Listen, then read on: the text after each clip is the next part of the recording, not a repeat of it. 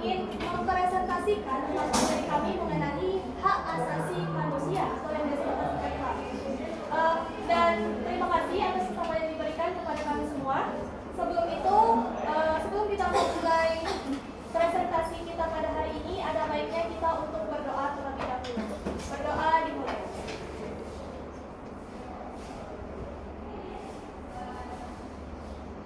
Berdoa selesai.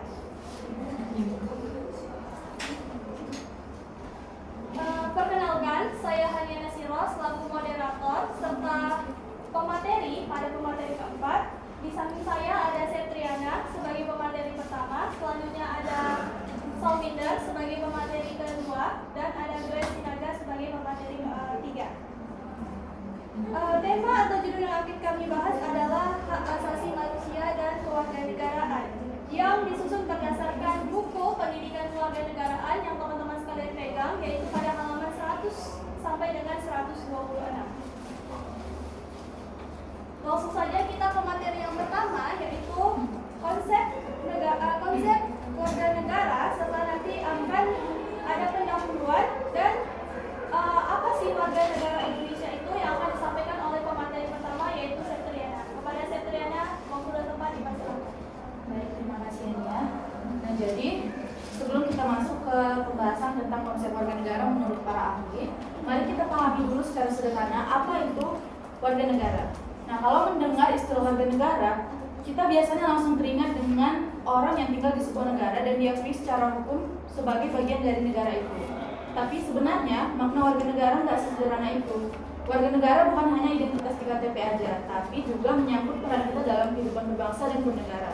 Sebagai warga negara, kita punya hak, misalnya hak untuk mendapatkan pendidikan, kesehatan, dan mendapatkan kebebasan untuk berpendapat. Tapi kita juga punya kewajiban seperti taat hukum, menjaga ketertiban, dan lain-lain. Jadi status warga negara bukan hanya soal identitas, tapi juga soal partisipasi kita dalam kehidupan berbangsa dan bernegara. Nah, selanjutnya kita masuk ke apa itu warga negara menurut para ahli. Jadi yang pertama ada Aristoteles. Warga negara adalah orang yang berperan aktif dalam kehidupan bernegara, baik sebagai pemerintah dan diperintah. Jadi menurut Aristoteles, warga negara itu bukan cuma soal status, tapi juga orang yang aktif berperan dalam kehidupan bernegara, baik sebagai pihak yang memerintah maupun yang diperintah. Selanjutnya ada Sri Mulyani dan Syaifullah. Warga negara terbagi menjadi dua, yaitu yang memerintah dan diperintah. Tapi pada dasarnya semua warga negara bebas dan sederajat. Jadi menurut Sri Mulyani dan Syaifullah, warga negara terbagi menjadi dua, yaitu yang memerintah dan diperintah. Namun, keduanya tetap sama-sama bebas dan sederajat. Karena itu, setiap warga negara harus siap untuk memerintah dan diperintah dengan tetap memegang satu keutamaan, yaitu menjadi warga negara yang baik. Selanjutnya ada menurut A.S. Hikam. Warga negara adalah anggota komunitas pembentuk negara dengan 3 dimensi utama. Yang pertama ada keterlibatan aktif dalam komunitas, kedua pemenuhan hak-hak dasar seperti politik, ekonomi, sosial, dan budaya, dan yang terakhir adanya ruang publik yang bebas untuk berdialog. Nah, di sini A.S. Hikam menyatakan bahwa warga negara itu adalah anggota komunitas yang membentuk negara dengan 3 hal penting di sini. Yang pertama adalah warga negara itu harus terlibat aktif dalam komunitas.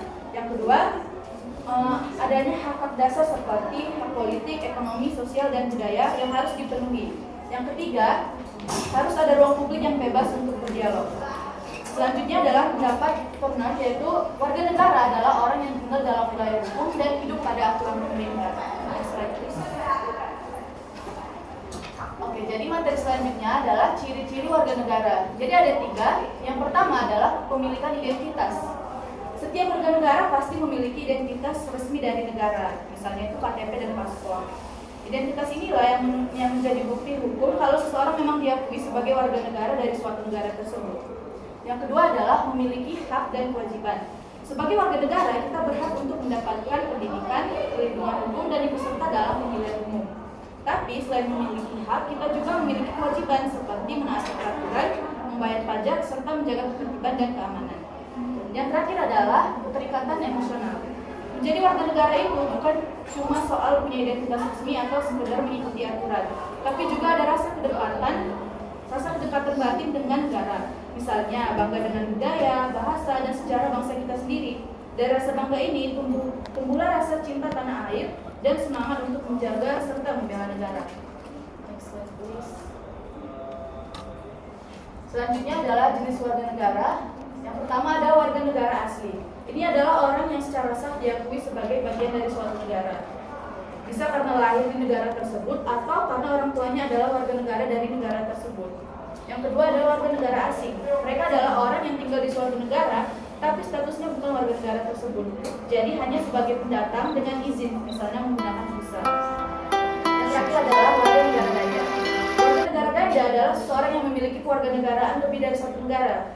Ini biasanya terjadi karena perbedaan kewarganegaraan orang tua, atau bisa juga karena lahir di luar negeri, tetapi orang tuanya berasal dari negara lain.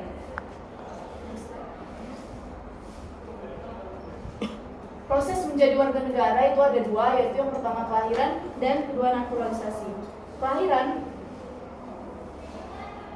Melalui kelahiran, seseorang bisa otomatis menjadi warga negara kalau lahir di wilayah negara tersebut, atau disebut juga jus soli, atau karena lahir dari orang tua yang memang sudah berstatus warga negara tersebut, atau disebut juga jus sanguinis.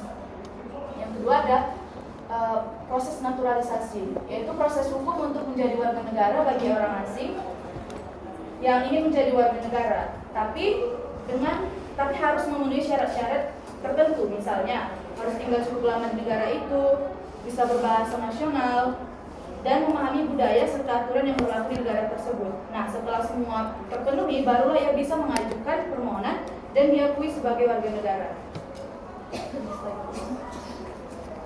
Selanjutnya adalah siapa saja yang termasuk warga negara Indonesia menurut pasal 4 Undang-Undang Nomor 12 Tahun 2006. Yang pertama adalah orang yang sudah berstatus warga negara Indonesia sebelum undang-undang ini berlaku sesuai peraturan perundang-undangan atau perjanjian antara Indonesia dengan negara lain.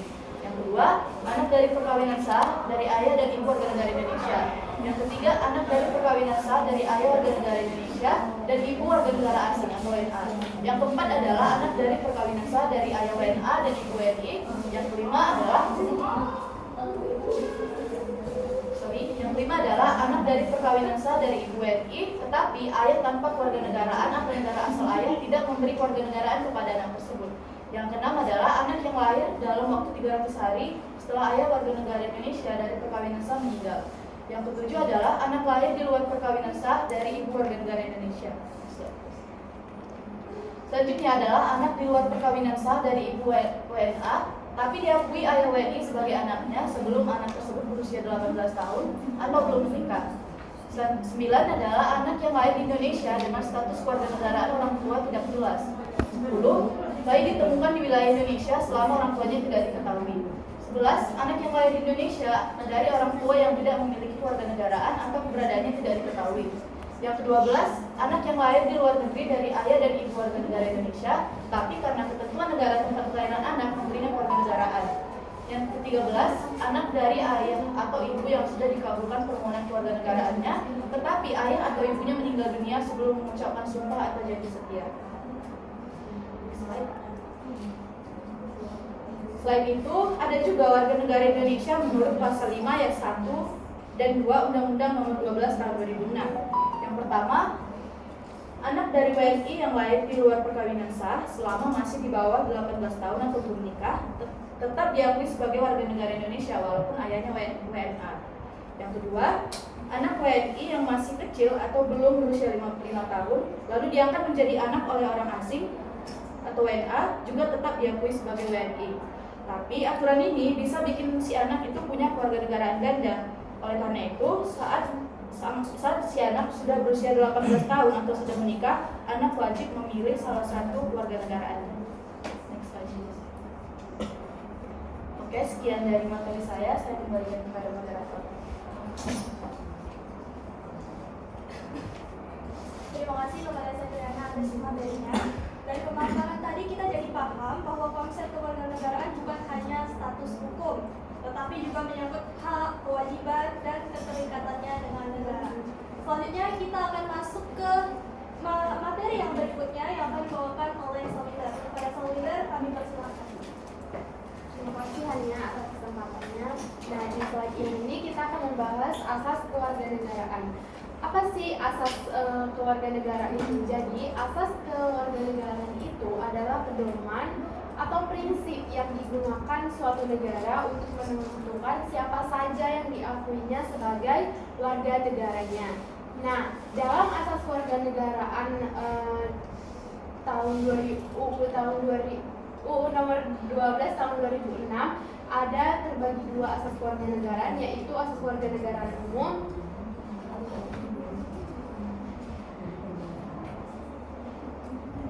asas kewarganegaraan umum dan asas kewarganegaraan khusus. Nah, asas kewarganegaraan umum itu ada asas kelahiran, asas keturunan, asas kewarganegaraan tunggal, asas kewarganegaraan ganda. Nah, asas kelahiran itu kewarganegaraan itu ditentukan berdasarkan tempat lahirnya. Misalnya dia lahir di Indonesia, berarti dia akan menjadi warga negara Indonesia. Nah, yang kedua asas keturunan. Asas keturunan ini berasal dari orang tuanya. Misalnya orang tuanya berasal dari negara lain, tapi dia tetap juga menjadi warga negara Indonesia karena dia hanya keturunan dari orang tuanya aja. Nah, yang ketiga ada asas kewarganegaraan tunggal. Nah, asas kewarganegaraan tunggal ini adalah seseorang itu hanya boleh memiliki satu kewarganegaraan, nggak boleh lebih dari satu. Nah, yang keempat ada asas kewarganegaraan ganda. Asas kewarganegaraan ganda ini misalnya ada anak dari pasangan yang beda kewarganegaraan, dan anak itu tetap boleh memilih dua kewarganegaraan, tapi untuk sementara waktu aja. Nanti kalau misalnya dia sudah besar, dia bisa memilih dia mau jadi warga negara misalnya Indonesia atau warga negara yang asing gitu. Nah, yang asas yang kedua adalah asas kewarganegaraan khusus. Asas kewarganegaraan khusus itu ada asas kepentingan nasional, perlindungan maksimum, persamaan di dalam hukum dan pemerintahan, kebenaran substantif, non-diskriminatif, pengakuan dan permohonan terhadap HAM, keterbukaan dan publisitas. Nah, asas kepentingan nasional itu keputusan itu harus mengutamakan keamanan dan kepentingan warga negara kita. Jadi kalau kita mau membuat keputusan itu, kita harus berpikir apakah ini aman dan ini merupakan kepentingan dari negara kita atau enggak. Nah, yang kedua ada perlindungan maksimum. Perlindungan maksimum itu negara itu harus melindungi warga negaranya semaksimal mungkin. Yang ketiga ada asas persamaan di dalam hukum dan pemerintahan. Nah, semua warga negara itu memiliki kedudukan yang sama di mata hukum. Jadi nggak ada yang berbeda-beda, semua itu sama di mata hukum. Bila dia melakukan kesalahan, dia akan mendapatkan hukuman yang setimpal. Tapi nyatanya di Indonesia enggak ya. Nah, yang keempat ada asas kebenaran substantif. Nah, asas kebenaran substantif itu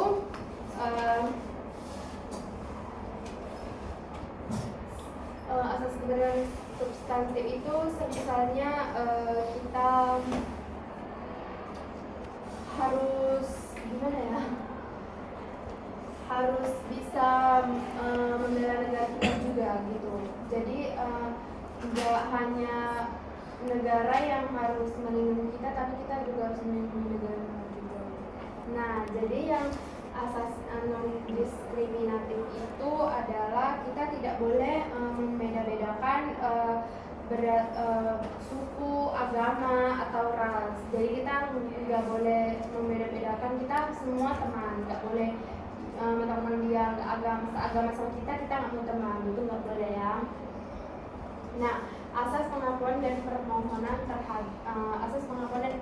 terhadap HAM ini itu adalah kita harus mengakui kalau di Indonesia itu ada hak asasi manusia, dan permohonannya itu setiap kita yang ada di Indonesia ataupun dimanapun itu negaranya, kita itu punya HAM.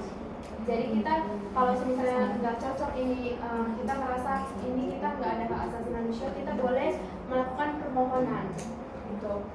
Nah, Yang ketujuh ada asas keterbukaan, itu hampir sama dengan asas dengan asas publisitas. Nah itu adalah prosesnya itu harus transparan.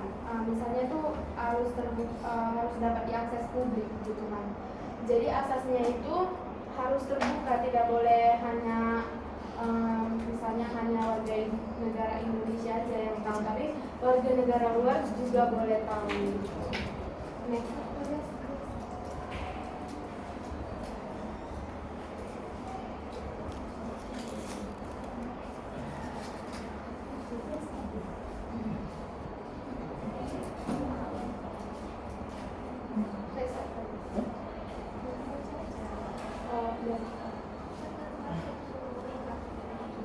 Asas kewarganegaraan. Tadi kan sudah kita bahas asas kewarganegaraan. Nah ini kita bahas lagi ya. Asas kelahiran itu atau ius. Yang kedua, ada asas keturunan. Seorang diakui sebagai WNI jika orang tuanya adalah WNI. Yang ketiga, asas kewarganegaraan itu satu orang hanya boleh memiliki satu kewarganegaraan.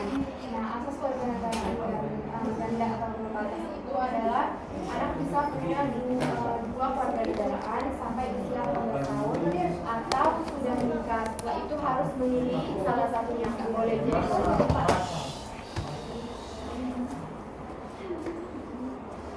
Nah, asas kewarganegaraan tadi sudah saya jelaskan juga. Ada asas kepentingan nasional, asas persamaan dalam hukum dan pemerintahan, asas non-diskriminatif, asas keterbukaan, perlindungan maksimum, kebenaran substantif, asas pengakuan dan permohonan terhadap hak, dan asas publisitas.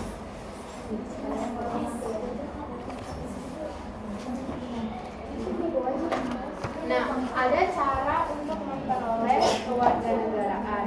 Yang pertama itu adalah CV mereka yang telah memenuhi syarat-syarat tertentu dan dianggap cukup, dilakukan melalui prosedur administrasi pendaftaran yang lebih sederhana dibandingkan dengan metode naturalisasi yang lebih rumit. Yang kelima adalah citizenship by incorporation of the territory. Nah ini adalah proses kewarganegaraan karena terjadinya perluasan wilayah negara.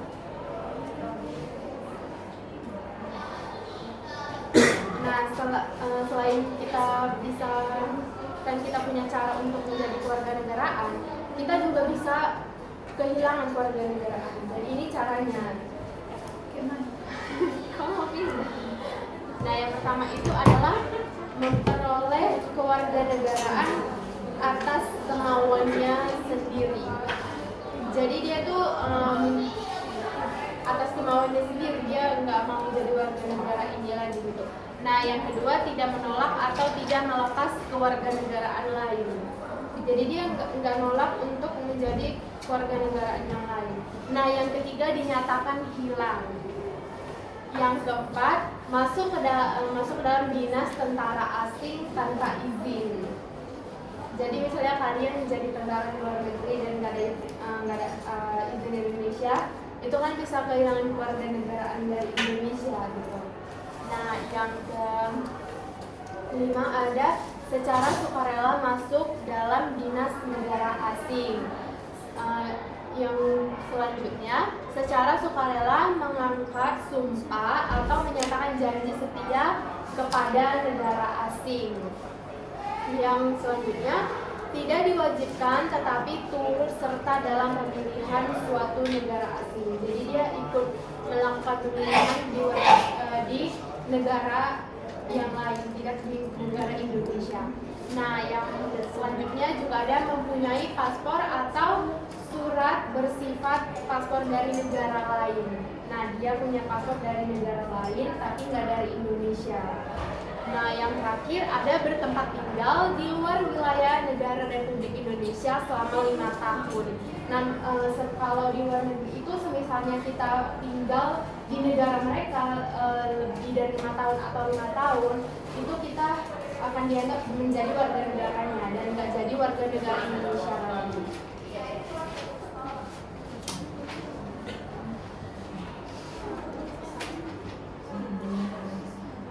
sekian materi dari saya kembalikan ke moderator. Terima kasih Faulinder atas pemaparan materinya yang buat kita memahami apa sih itu prinsip kewarganegaraan serta bagaimana cara memperoleh dan menghilangkan kewarganegaraan. Selanjutnya, materi konsep dasar HAM akan dijelaskan oleh teman kita Grace Siregar. Kepada Grace, kami persilakan. Terima kasih Hania atas kesempatannya. Baik, di sini saya akan menjelaskan apa itu HAM. HAM adalah hak yang melekat pada setiap diri manusia sejak kita lahir. Hak ini merupakan anugerah dari Tuhan Yang Maha Esa, bukan pemberian negara atau penguasa. Karena itu, sifatnya universal dan tidak boleh dirampas oleh siapapun. Nah, dengan adanya HAM ini, manusia memiliki kebebasan untuk hidup, berkembang, berpendapat, beragama, dan memperoleh kehidupan yang layak. HAM ini juga wajib dihormati dan dilindungi oleh siapapun, baik individu maupun negara. Dan yang kedua, menurut Undang-Undang, HAM adalah seperangkat hak yang melekat pada hakikat dan keberadaan manusia sebagai makhluk Tuhan yang wajib dihormati, dijunjung tinggi, dan dilindungi oleh negara, hukum, pemerintah, dan setiap orang. Dengan adanya undang-undang ini, negara ini memiliki tanggung jawab untuk menghormati, melindungi, memenuhi hak-hak asasi manusia. Undang-undang ini juga menjadi dasar hukum dalam penyelesaian kasus pelanggaran HAM di Indonesia. Nah, ada pun tantangan dalam penegakan HAM yaitu yang pertama masih banyak pelanggaran HAM seperti kasus penyiksaan, diskriminasi, pembatasan kebebasan berekspresi, serta kekerasan terhadap kelompok rentan masih sering terjadi. Dan yang kedua, kesadaran masyarakat masih rendah, yang dimana masih banyak orang belum memahami apa itu HAM dan bagaimana caranya memperjuangkan sehingga pelanggaran sering dianggap hal biasa. Dan yang ketiga, ada hukum di beberapa negara belum mendukung penuh. Di beberapa kasus, aturan hukum tidak ditegakkan secara konsisten. Hal ini membuat pelaku pelanggaran HAM sering tidak mendapat sanksi yang setimpal. Nah, oleh karena itu, penegakan HAM membutuhkan kesadaran kolektif, seperti masyarakat perlu diberdayakan, aparat hukum harus bertindak adil dan tegas, serta pemerintah wajib menunjukkan keberpihakan pada nilai-nilai kemanusiaan. Nah, materi yang kedua ada sejarah perkembangan HAM. Yang pertama ada pada masa Piagam Madinah atau 622 Masehi. Piagam Madinah adalah konstitusi tertulis pertama di dunia yang dibuat oleh Nabi Muhammad SAW.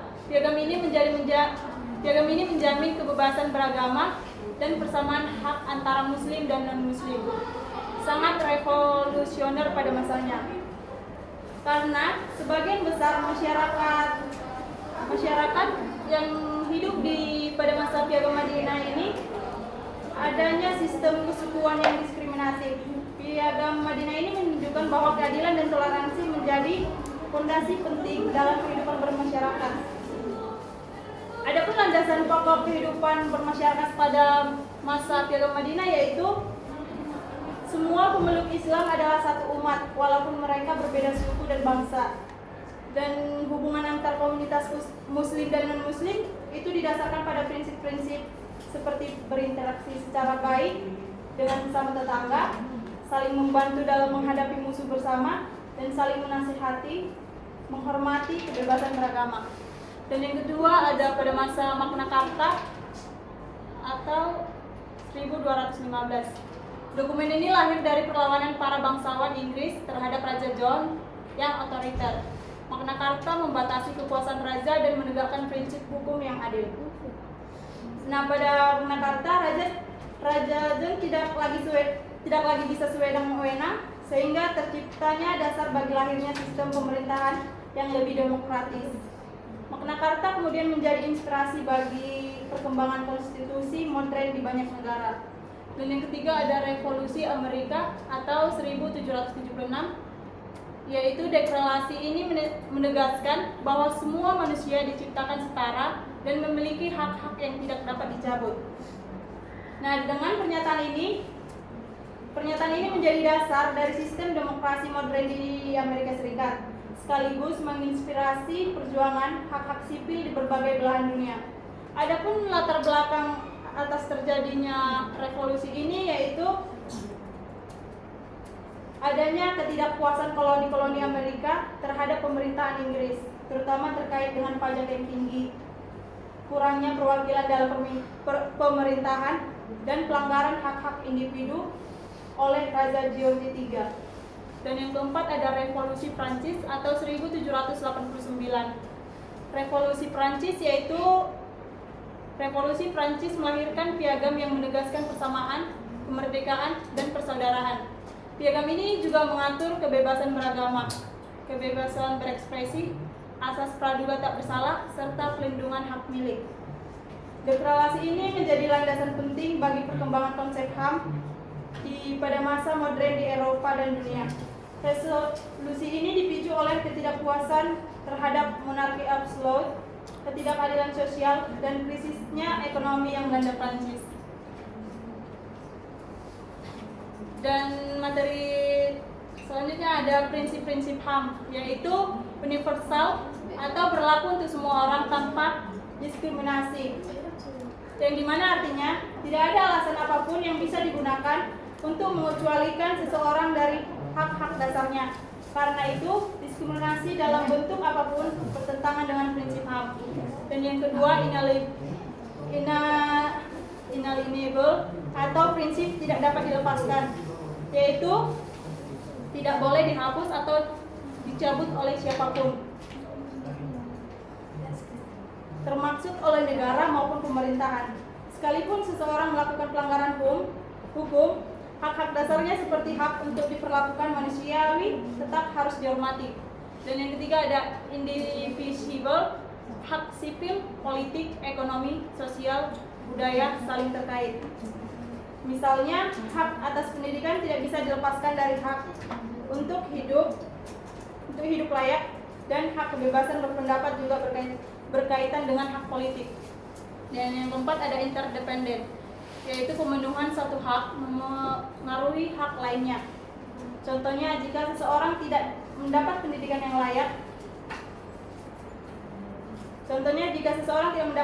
yang layak, maka ia juga akan sulit memperoleh pekerjaan yang baik, sehingga hak atas kesejahteraan ekonominya juga terhambat. Karena itu, semua hak harus ditegakkan secara bersama-sama. Dan ada yang kelima ada balance, yaitu hak individu harus seimbang dengan tanggung jawab sosial. Artinya, seseorang bebas menggunakan haknya, tetapi tetap harus menghormati hak orang lain. Contohnya, kebebasan berpendapat tidak boleh digunakan untuk menyebarkan kebencian atau merugikan orang lain. Yang terakhir, yang keenam ialah partikularisme atau perbedaan budaya dihormati, tetapi bukan alasan untuk melanggar HAM. Dengan kata lain, penghargaan terhadap budaya lokal tetap harus selaras dengan standar HAM internasional. Baik, sekian materi dari saya coba terima kasih. Baik, terima kasih Grace atas pemaparannya. Selanjutnya, saya sendiri akan melanjutkan pembahasan mengenai hakikat HAM dalam Undang-Undang Dasar Negara Republik Indonesia tahun 1945 yang terdapat dalam buku halaman 120 sampai dengan 126.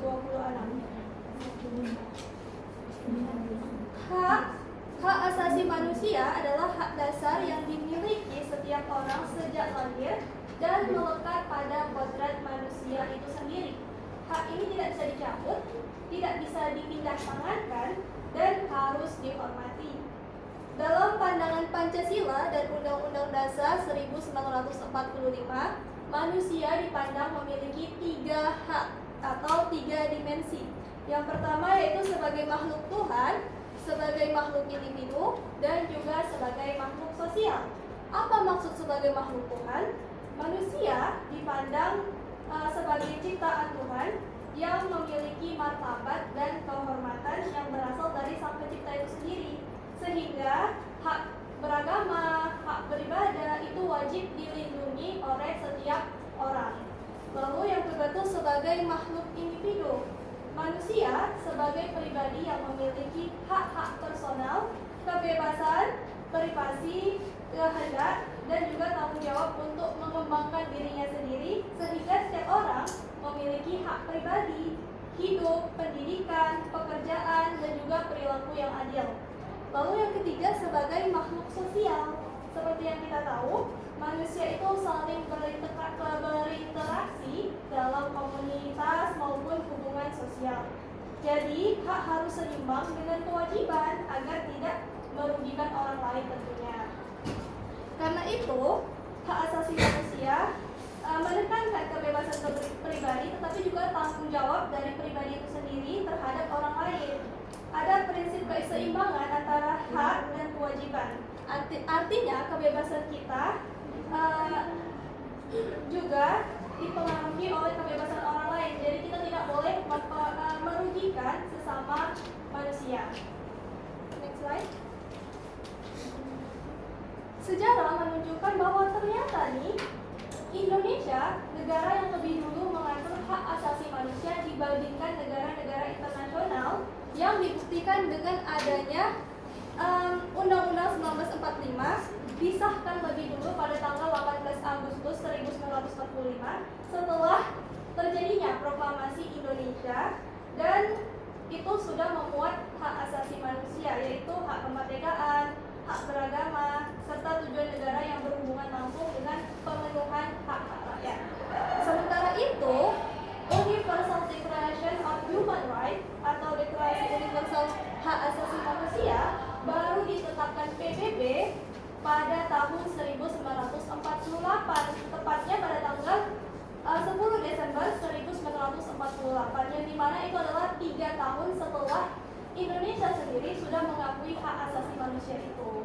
Hal ini menunjukkan bahwa para pendiri bangsa Indonesia sudah memiliki kesadaran tinggi tentang pentingnya hak asasi manusia, bahkan sebelum dunia internasional merumuskannya secara resmi.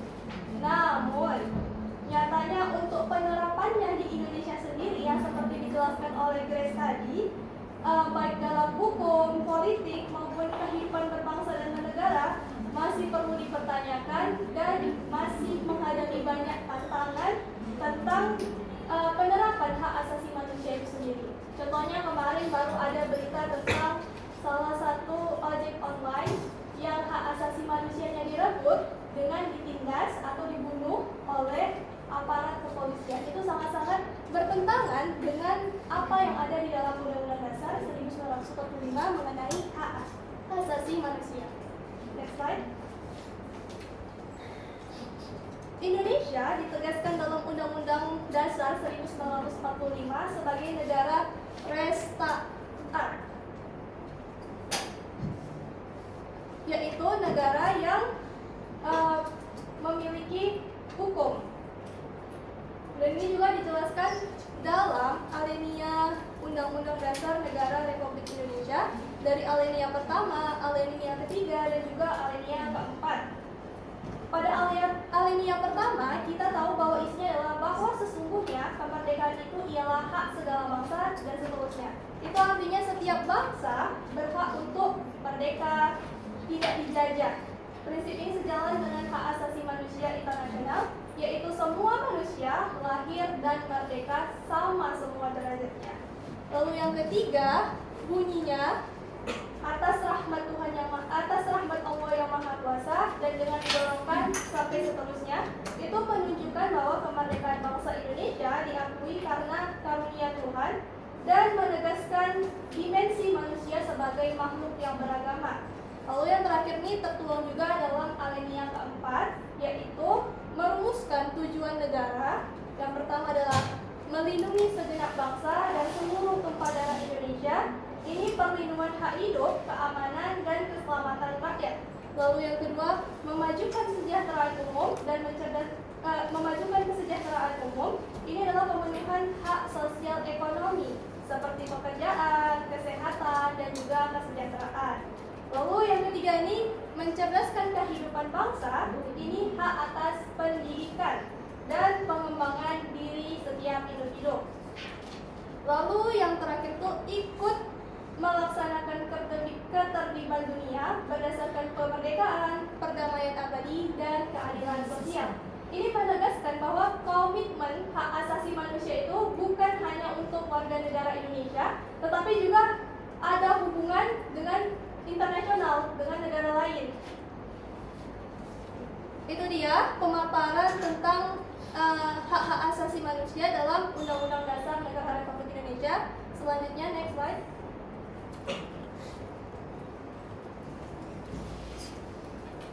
Selanjutnya ini mengenai negara hukum dan hak asasi manusia.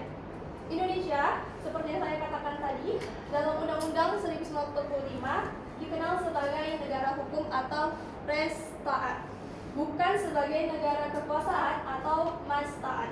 Artinya, segala tindakan kehidupan bernegara, baik oleh pemerintah maupun rakyat, harus tunduk pada hukum, yaitu Pancasila dan juga Undang-Undang Dasar Negara 1945. Lalu, sebagai negara hukum, Indonesia wajib yang pertama tuh menjamin kepastian hukum, yang kedua menegakkan keadilan, dan yang terakhir melindungi hak-hak asasi warga negaranya. Next slide.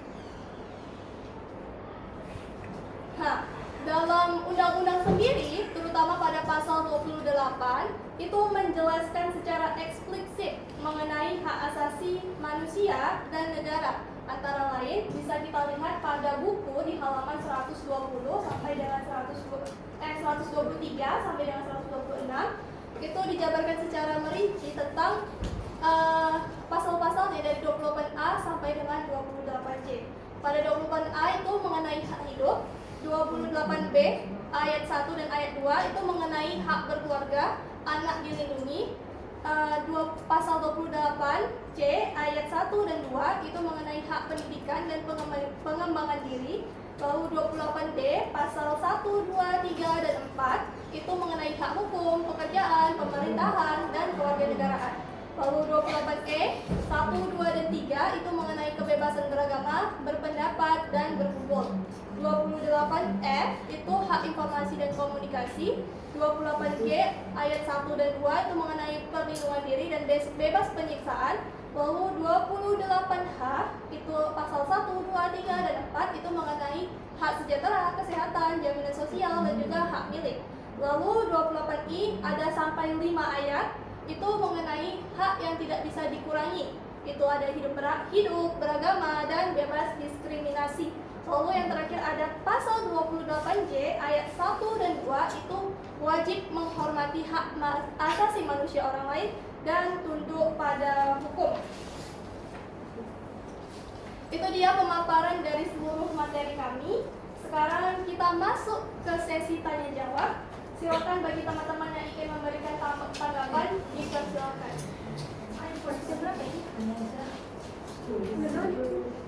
Baiklah, kami hanya akan mengambil satu sesi sebanyak 4 orang.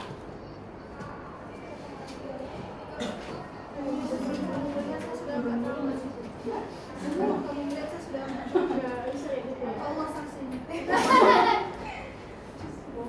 Bohong. Ini yang udah pernah jangan angkat tangan lagi.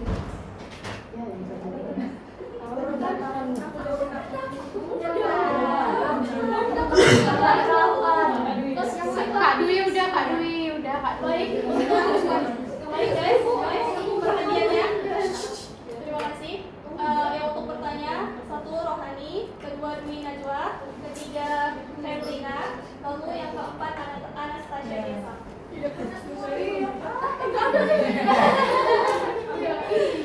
Baik, sebelum itu izin untuk dokumentasi pertanyaan dari teman-teman sekalian ya. Oke, pertanyaan saya adalah, jadi gini, tantangan dalam penegakan HAM kan masih banyak, yang termasuk salah satunya yang dibilang Grace tadi, penyiksaan, diskriminasi, dan lain-lain.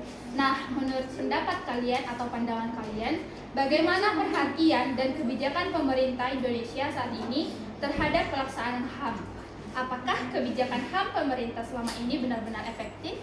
Baik, terima kasih Rohani atas pertanyaannya. Apa sih sebenarnya hambatan utama yang dihadapi negara dalam menuntaskan proses hukum pelanggaran HAM di tahun 1998, terutama terkait aparat keamanan di kita yang terlibat? Bahkan sampai sekarang itu nggak ada gitu loh, kayak solusi dari pemerintah terhadap hal itu. Jadi itu saja pertanyaannya. Baik, terima kasih atas kesempatannya. Pertanyaan saya adalah, mengapa di sebagian wilayah Indonesia masih ada pandangan bahwa pernikahan antara korban HAM, khususnya pemerkosaan, dan pelakunya dianggap sebagai bentuk penyelesaian? Apakah faktor budaya, sosial, atau hukum yang melatar belakangi hal tersebut? Baik, terima kasih Herlina atas pertanyaannya. Selanjutnya Anastasia Girsang. Baik, terima kasih atas kesempatannya. Nah, tadi kan kalian membahas mengenai citizenship by naturalization atau kewarganegaraan lewat naturalisasi, yang dimana status warga negara yang diberikan kepada orang asing melalui proses hukum khusus. Nah, di dalam olahraga itu cara ini sering dipakai agar atlet asing bisa cepat membela tim nasional dan membawa prestasi.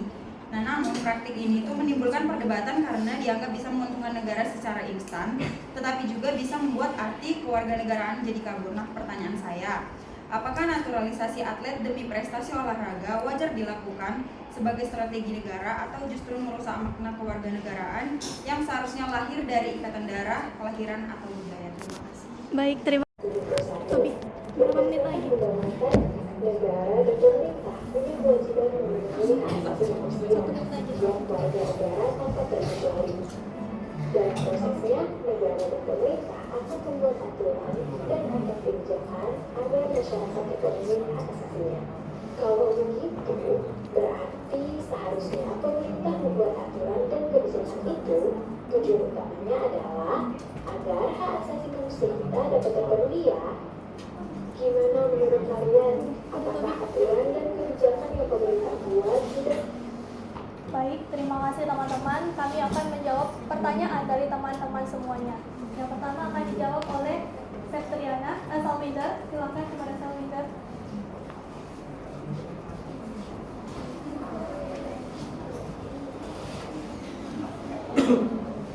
Ini saya akan menjawab pertanyaan dari saudari Herlina. Pertanyaannya yaitu mengapa di sebagian wilayah Indonesia masih ada pandangan bahwa pernikahan antara korban HAM khususnya pemerkosaan dan pelakunya dianggap sebagai bentuk penyelesaian. Apa faktor budaya, sosial, atau hukum yang melatar belakangi hal tersebut?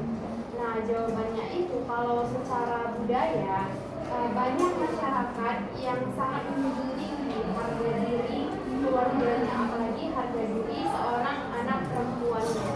Nah, kasus pemerkosaan ini itu dianggap sebagai aib besar kalau dalam budaya itu. Nah, itu juga bisa memalukan keluarga korban. Nah, pernikahan dipaksa dianggap itu adalah cara untuk menutupi aib dan untuk mengembalikan kehormatan keluarganya tadi.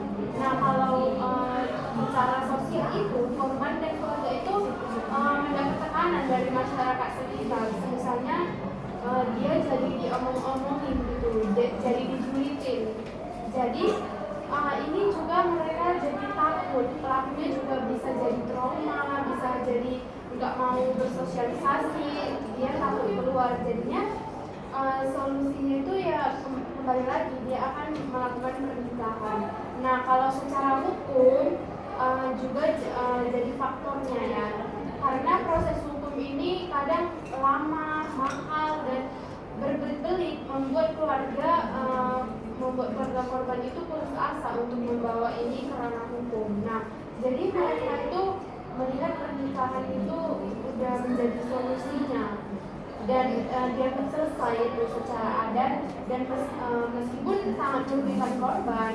Jadi intinya itu pandangan itu muncul karena budaya yang lebih mementingkan harga diri atau gengsi keluarga karena malu. Nah, daripada korban yang dapat tekanan sosial dari julitan-julitan masyarakat dan hukum yang kadang-kadang itu nggak adil.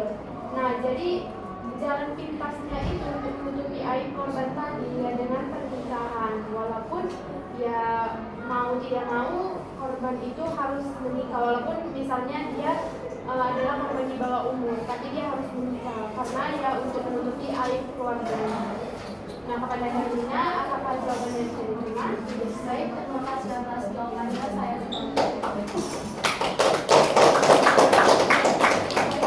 Selanjutnya saya akan menjawab pertanyaan dari Pinedua. Ini benar-benar pertanyaan yang sangat menarik. Dia bertanya, apa saja hambatan utama yang dihadapi negara dalam memutuskan proses hukum dan pelanggaran hak asasi manusia pada tahun 1968, terutama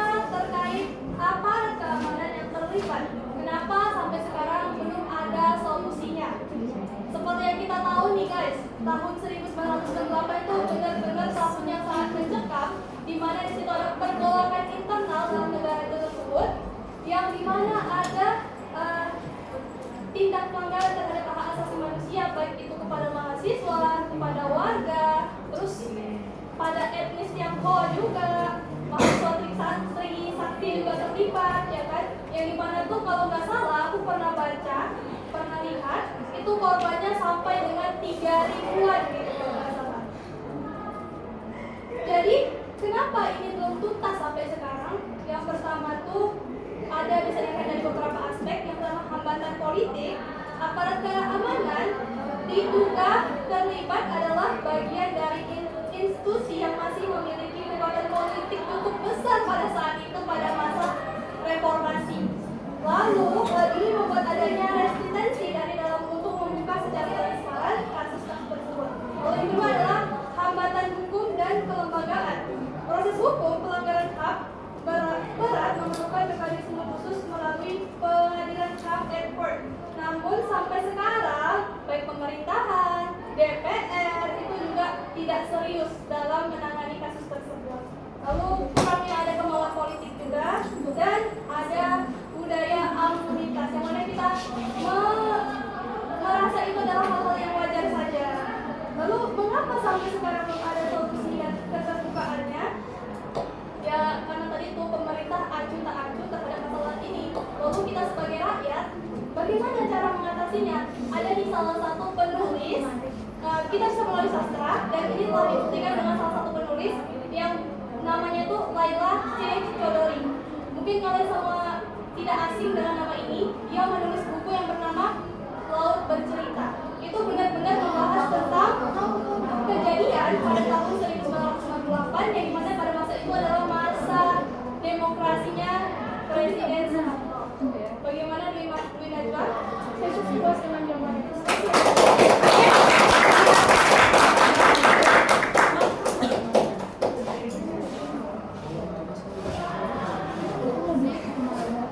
Baik, saya mau menjawab pertanyaan dari saudara Rohani.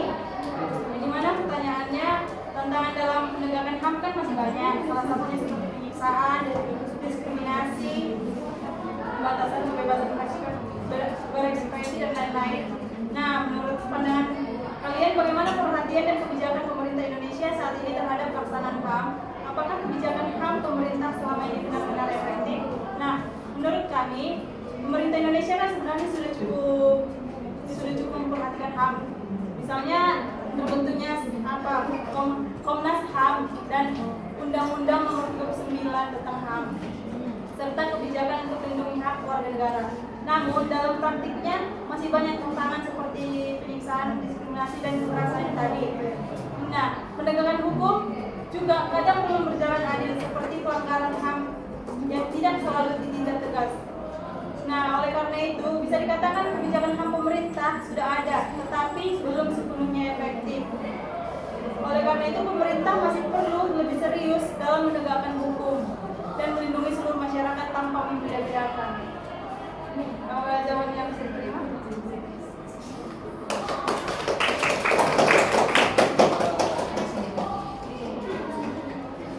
Baik, yang terakhir saya akan menjawab pertanyaan dari Anastasia.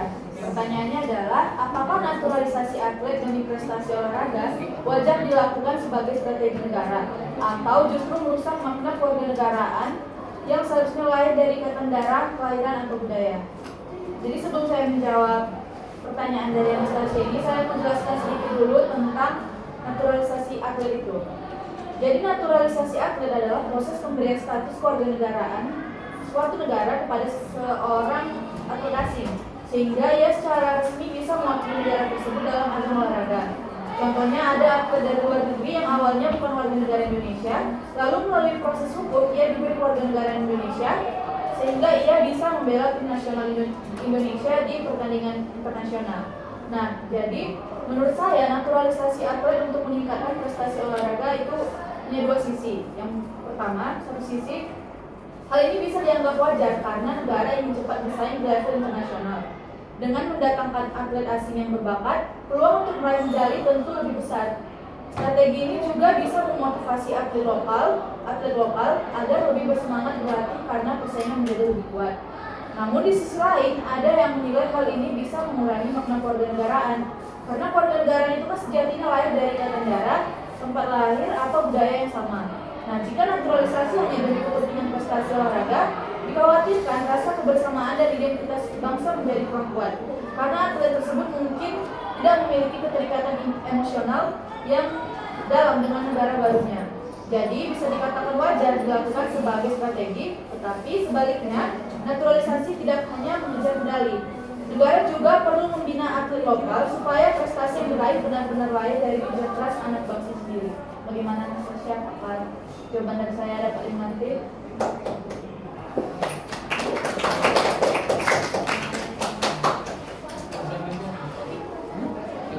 Terima kasih sekali atas partisipasi dan teman-teman sekalian yang bisa dilihat dengan aktifnya dalam bertanya.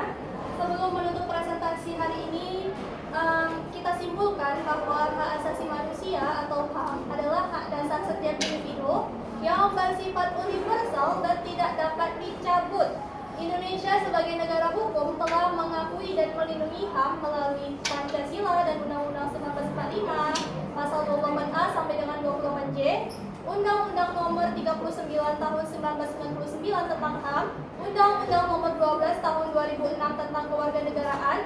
Namun, implementasinya masih menghadapi tantangan seperti pelanggaran HAM, rendahnya kesadaran masyarakat, dan penegakan hukum yang belum optimal. Oleh karena itu, pendidikan, sosialisasi, dan kolaborasi semua pihak sangat diperlukan untuk mewujudkan masyarakat yang adil, demokratis, dan menghargai martabat manusia. Sekian dari presentasi kelompok 5. Kami mengucapkan terima kasih banyak atas attention dari teman-teman semua. Selamat siang. Assalamualaikum warahmatullahi wabarakatuh.